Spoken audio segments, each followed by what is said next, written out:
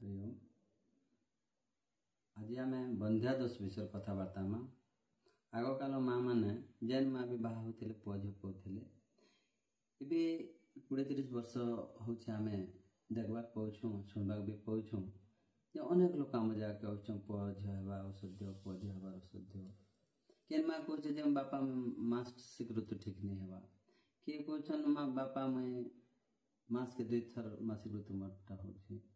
केते माँ मैंने कहते मासिक ऋतु खुलले 8 दिन 10 दिन 15 दिन 20 दिन रही जाऊँ भटार मान भटार कहन देह नहीं शुकुचे कहन केते माँ मैंने कहते बापा आम मास नहीं खोलुचे आम 3 मास 4 मास थरे मास खोलुचे बोलछन बोले यार कारण काना आम अनुमान करूँ जे आग पैंपस पर गोटे जिनिस नहीं बाहरी थाए आग सूती कपड़ा के माँ मैंने यूज करते पिंधुले पेंटी आकार किंतु एबे अनेक छुआ मैंने पैंपस यूज करुछन फल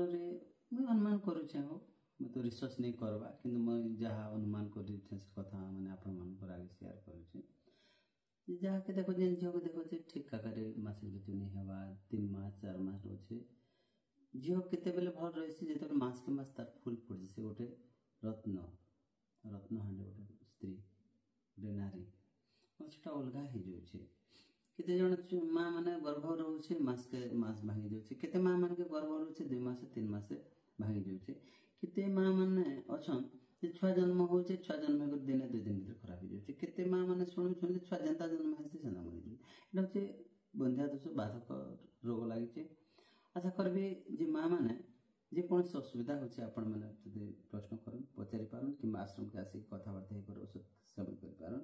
किंतु निवेदन कर जेन माँ मैंने जब आम पाखे आसी पारुछन बोले आपण क्या करेंगे अश्वगंधा रस आन खाए जदि अश्वगंधा रस नहीं आने अशोक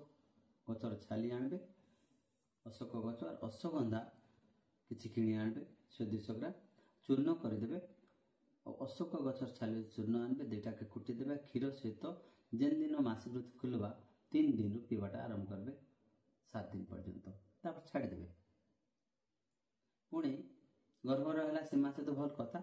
जदि गर्भ नहीं रहा बोले आसंता मसरू पुणी जेन दिन मास खुली से दिन रु गणी ने 3 दिन 3 दिन पुणी आप औषध खाए क्षीर सहित सका खाली पेट्रे अशोक गचर छाली और अश्वगंधा एटा के 2टा के बराबर आनबे कूटबे चूर्ण करबे गाय क्षीर सहित खाए यहाँ प्रतिदिन एमती कर 3 मास 4 मास खाए निश्चय गर्भ रहा ठीक अच्छे आ जेन माँ मानकर गर्भ मासिक ऋतु गड़बड़ अच्छे गर्भ रहा भी गड़बड़ अच्छे बोले ये जिनिस के प्रयोग करेंगे जेन माँ मान मासिक ऋतु नहीं खोलुचे बोले 10 मूला रिस्टर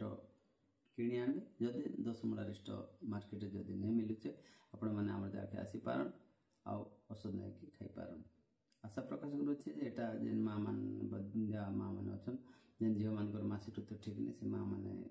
शेयर करेंगे कि कथबार्ता हो पारे मत क्वेश्चन कर कि औषध खाए केन्दा बोली आशा प्रकाश करुचे। ओम शांति। जय भारत जय ओडिशा।